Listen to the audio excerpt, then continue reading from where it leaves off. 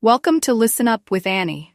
In this video, you will dive into an engaging listening exercise designed to boost your comprehension and sharpen your ears for English.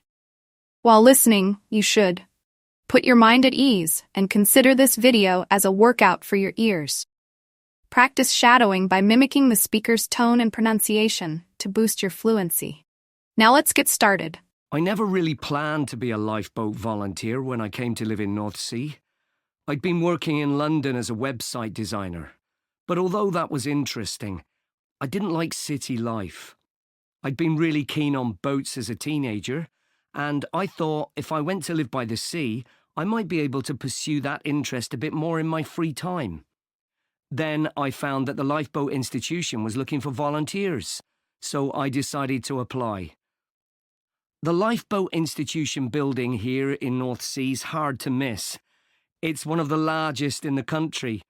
It was built 15 years ago, with funds provided by a generous member of the public who'd lived here all her life.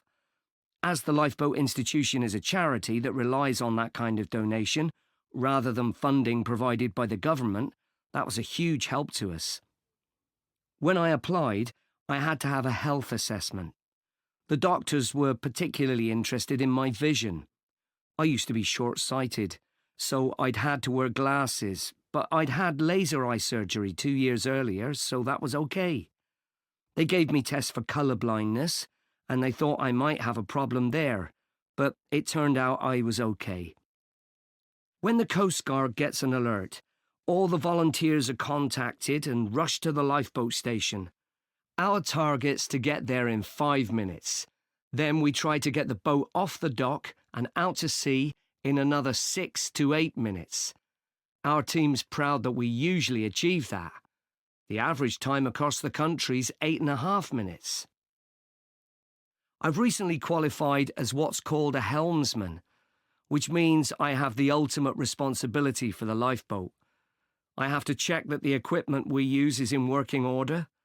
The crew have special life jackets that can support up to 4 people in the water, and it's ultimately my decision whether it's safe to launch the boat.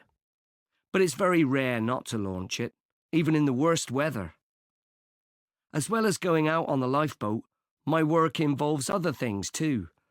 A lot of people underestimate how quickly conditions can change at sea, so I speak to youth groups and sailing clubs in the area about the sorts of problems that sailors and swimmers can have if the weather suddenly gets bad.